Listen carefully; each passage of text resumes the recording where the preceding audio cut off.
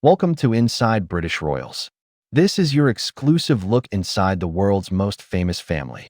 We are exploring the scandals, secrets, and power plays that define the modern monarchy.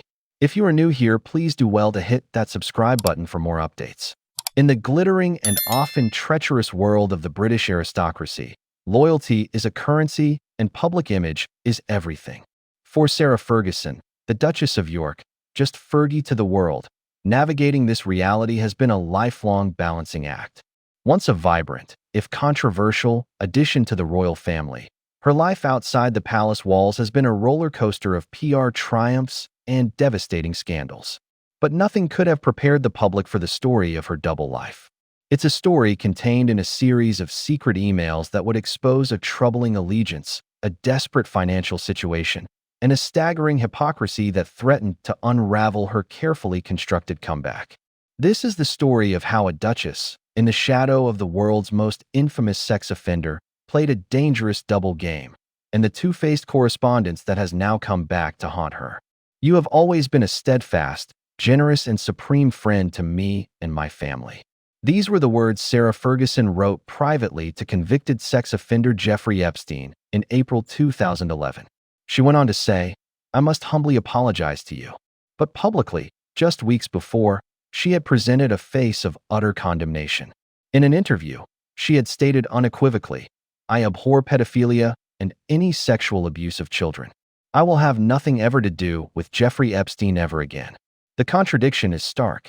The hypocrisy, breathtaking. How did the Duchess of York, a mother and a children's book author, end up privately reassuring a man she publicly scorned? To get the answer, we have to go back into a world of staggering debt, royal pressures, and a friendship that would prove to be catastrophic.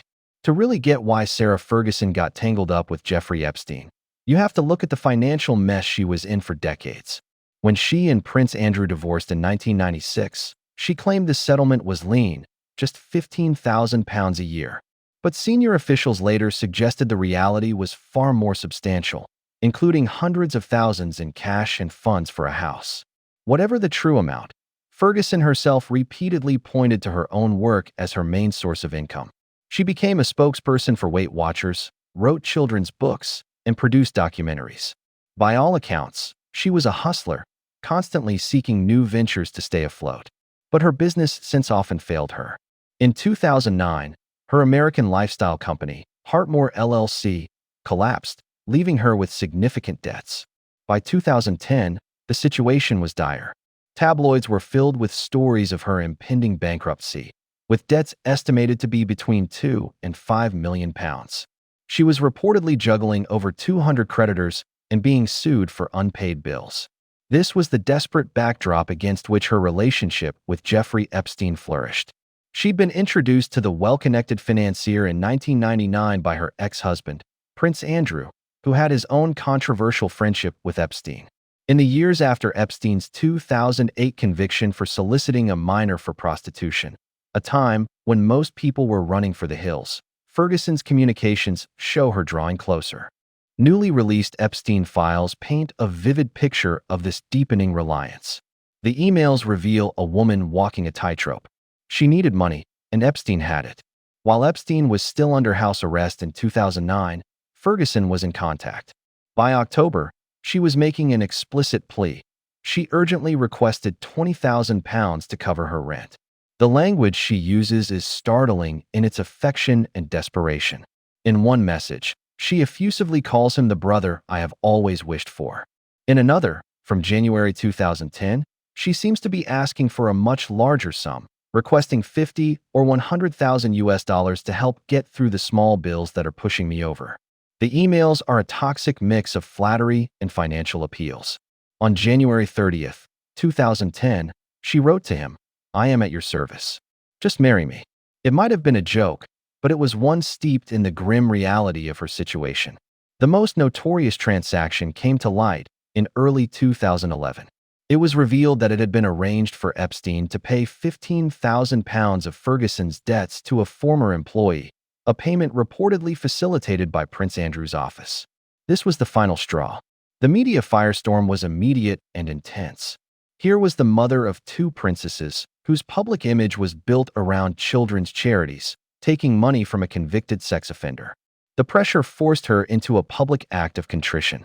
In March 2011, she gave a carefully worded interview to London's Evening Standard.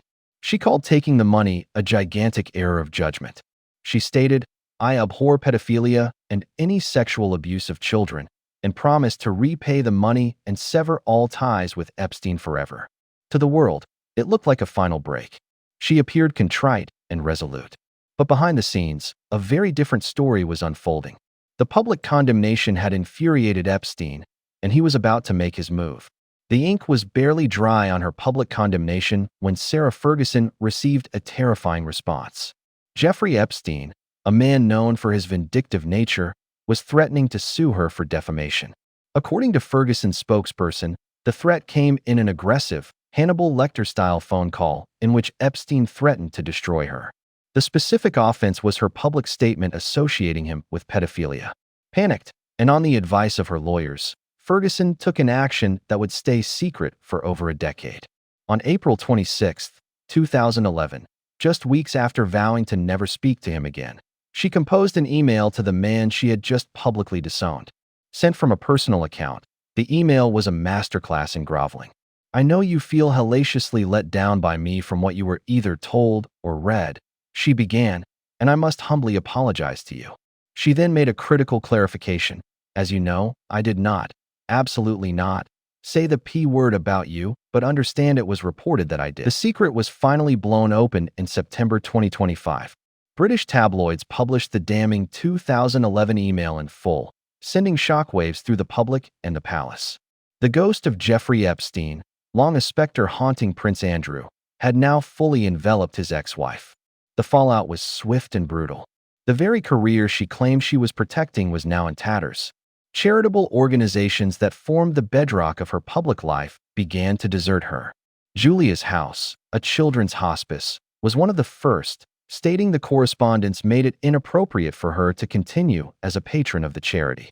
The Natasha Allergy Research Foundation said they were disturbed by the revelations and severed ties. The Teenage Cancer Trust, an organization she'd been involved with for 35 years, ended her patronage. Prevent Breast Cancer, the Children's Literacy Charity, and the British Heart Foundation all followed suit. In a matter of days, decades of philanthropic work were undone. A woman who had been a patron for a children's hospice couldn't be seen calling a convicted child sex offender her supreme friend. Her spokesperson reiterated the defense. The email was sent under duress to assuage Epstein and his threats. They insisted she stood by her public condemnation of him. But the explanation did little to quell the firestorm. What she said in public was not what she was willing to say in private. The 2025 leak was compounded by the ongoing release of Epstein's files by the U.S. Department of Justice in early 2026. These documents added more troubling context, revealing even earlier fawning emails, including her calling him a legend and the bizarre "just marry me" quip from 2010. In the wake of the document dump, it was reported that 6 of her companies were being dissolved and that her own charity, Sarah's Trust, would close for the foreseeable future. The entire edifice of her public persona, the resilient, charitable Fergie, was crumbling under the weight of her own words. The connections between wealth, power, and crime are often hidden in the shadows. If you want to see more investigations that bring these secrets to light, please consider subscribing to our channel and sharing this video. The story of Sarah Ferguson and Jeffrey Epstein is a tale about the corrupting influence of money and the compromises made for self-preservation. For years, the Duchess of York existed in a state of financial desperation, a vulnerable position for anyone, let alone someone on the fringes of the world's most famous family. This vulnerability made her a perfect target for a predator like Epstein, who knew that money could buy loyalty, or at the very least, silence. Her public condemnation in 2011 was a performance, an act of public relations demanded by the scandal. Her private apology, calling him a supreme friend, was the reality of their arrangement, an acknowledgement of the power he held over her. For 14 years, she managed to walk that tightrope. But secrets tied to Jeffrey Epstein have a way of eventually finding the light. The revelation of her two-faced correspondence didn't just damage her reputation, it incinerated it. The charities she championed for years turned their backs on her, deeming her association toxic. She became another casualty in the long, dark saga of Jeffrey Epstein, a supporting character whose own poor judgments pulled her into the main, horrifying plot. And it leaves us with an uncomfortable question. In the orbit of immense power and darkness, how many others were forced to play a similar double game? And how many of their secrets are still waiting to be exposed?